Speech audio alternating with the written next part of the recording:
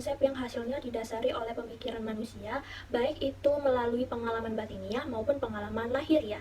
Dalam hal ini, proses perkembangan kepercayaan manusia kepada Tuhan yang pertama adalah dinamisme.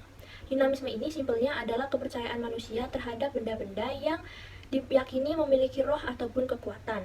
Dalam negara-negara di dunia, mereka memiliki sebutan yang berbeda atas kekuatan ini. Seperti halnya di Jepang disebut dengan kami, di India disebut dengan Shakti, dan di Melanesia disebut dengan mana.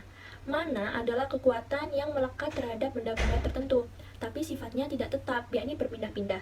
Itulah kenapa orang yang menganut kepercayaan dinamisme berlomba-lomba untuk mengumpulkan benda yang memiliki mana atau kekuatan yang membuat mereka takjub. Di sini saya akan menjelaskan tentang animisme. Animisme sendiri yaitu berasal dari kata Latin yaitu anime yang berarti roh atau nafas. Animisme sendiri berasal dari kepercayaan yang muncul pada manusia primitif. Primitif sendiri yaitu masyarakat yang belum mengenal dunia luar atau jauh dari kata teknologi. Animisme adalah kepercayaan bahwa semua benda, baik yang hidup maupun mati, memiliki roh yang harus dihormati. Beberapa hal yang harus dipercayai dalam animisme yaitu roh-roh. Roh tersebut harus dihormati agar tidak mengganggu manusia. Contohnya, suku Jawa percaya bahwa pantai selatan yang dipercayai sebagai wilayah kerajaan Nyi Roro Kidul. Yang konon katanya, jika kita ke pantai tersebut tidak boleh memakai baju warna hijau. Dikarenakan Nyi Roro Kidul digambarkan memakai baju hijau, hal tersebut menjadi larangan sampai saat ini. Di sini saya akan menjelaskan tentang politeisme, yaitu perkembangan pemikiran manusia merupakan bagian yang tak dapat diabaikan. Kepercayaan dinamisme dan animisme lama-lama tidak memberikan kepuasan karena terlalu banyak yang menjadi sanjungan dan pujaan. Roh yang lebih dari yang lain kemudian disebut dewa.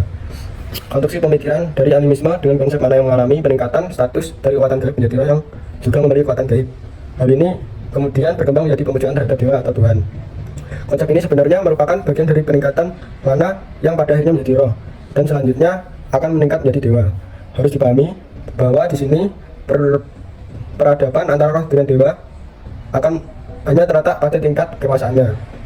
Dewa atau Tuhan lebih berkuasa, lebih tinggi. Hal ini disebabkan Tuhan sebagai pencipta alam. Nah, henoteisme. Henoteisme ini adalah kepercayaan yang menyembah satu dewa tertinggi, namun tidak menyangkal keberadaan dewa-dewa yang lain. Istilah ini tuh berasal dari bahasa Yunani, yaitu hen yang berarti satu dan theos yang berarti dewa. Henoteisme ini itu dianggap sebagai peralihan dari keyakinan politeisme yang banyak dewa menuju monoteisme yang satu dewa.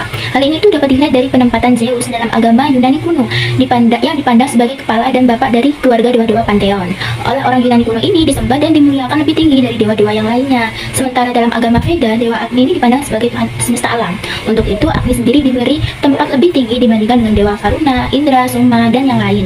Paham tentang adanya Tuhan utama dalam paham ini tuh bisa meningkat menjadi paham Tuhan tunggal.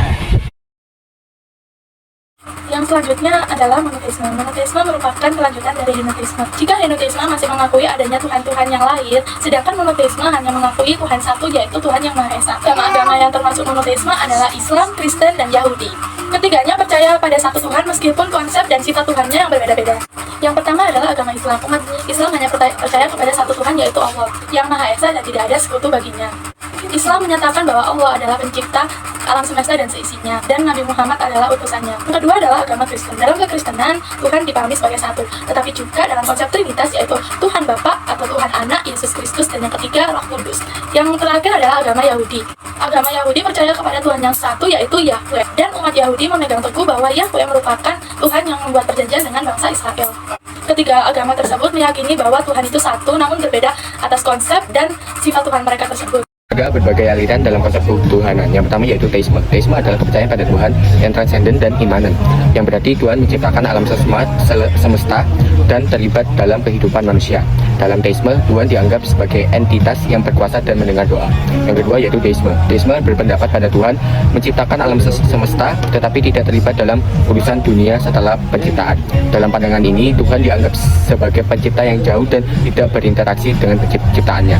Yang kedua yaitu panteisme.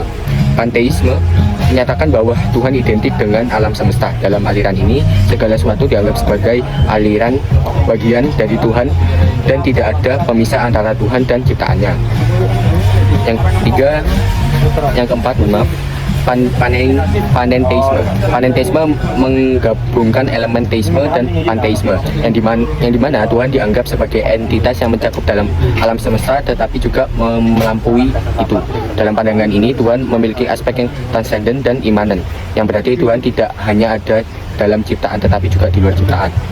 Yang selanjutnya, naturalisme. Naturalisme adalah pandangan yang menolak adanya entitas supernatural dan menganggap bahwa segala sesuatu dapat dijelaskan melalui hukum alam dan fenomena alam. Selanjutnya, ateisme. Ateisme adalah ketidakpercayaan untuk penolakan terhadap keberadaan Tuhan atau dewa-dewa. Ateisme tidak mengakui adanya ketuhanan ilahi, kekuatan ilahi, dan seringkali berpegang pada prinsip empiris rasional. Selanjutnya adalah agnostisme.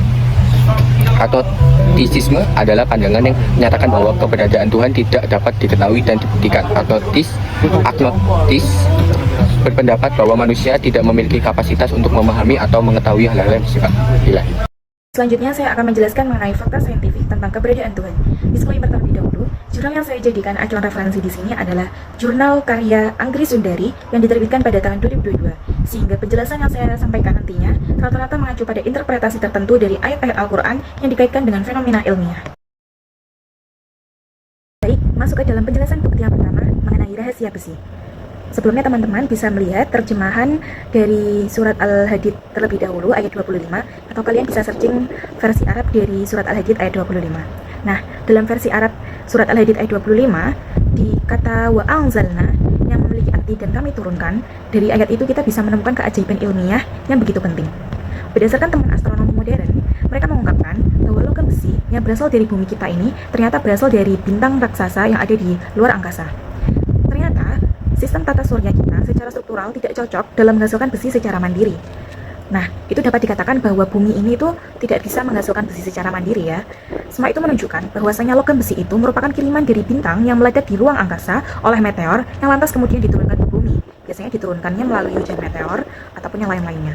Nah, ini itu sejalan dengan ayat Al-Quran yang mana itu menyebutkan bahwa Allah telah menurunkan besi dan konsep penurunan itu ialah dari langit. Baik, masuk ke dalam bukti yang kedua, yaitu pemisahan antara langit dan bumi. Di situ sudah tercantum terjemahan dari surat Al-Anbiya ayat 30. Peristiwa yang dijabarkan dari ayat tersebut yaitu adalah peristiwa Big Bang. Peristiwa Big Bang ini menciptakan sebuah keseluruhan daripada jagat raya sekitar 15 miliar tahun yang lalu. Alam semesta ada melalui hal ketiadaan sebagai hasil daripada ledakan satu titik yang tunggal. Ledakan yang dihasilkan dari sebuah teori Big Bang menghasilkan alam semesta.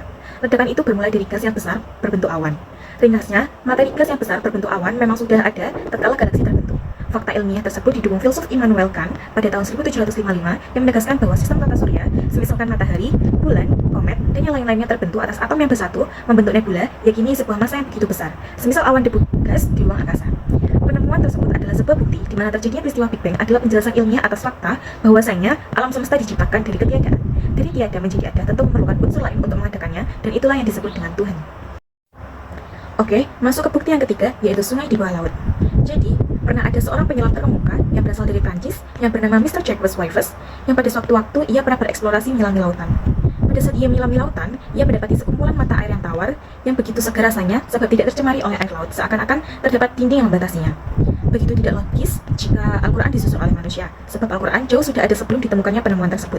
Satu-satunya yang mungkin untuk menjawab persoalan tersebut ialah bahwa Al-Quran diciptakan oleh Tuhan, dan itu sekaligus menunjukkan bahwa Tuhan itu adalah ada. Dan yang keempat, DNA manusia sebagai bukti. Francis S. Collins, MD and PhD, Ketua Proyek Penelitian Gen Manusia di tahun 2007 lalu, pernah menyatakan bila DNA manusia menyimpan bukti keberadaan Tuhan.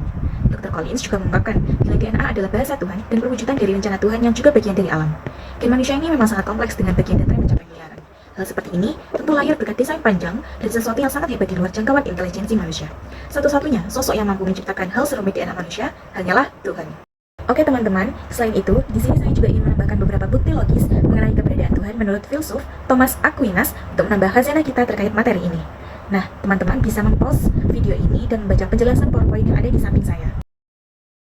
Baik, sekian pemaparan materi dari kelompok kami. Apabila ada kesalahan, baik yang disengaja maupun tidak disengaja, kami mohon maaf. Wassalamualaikum warahmatullahi wabarakatuh. Terima kasih.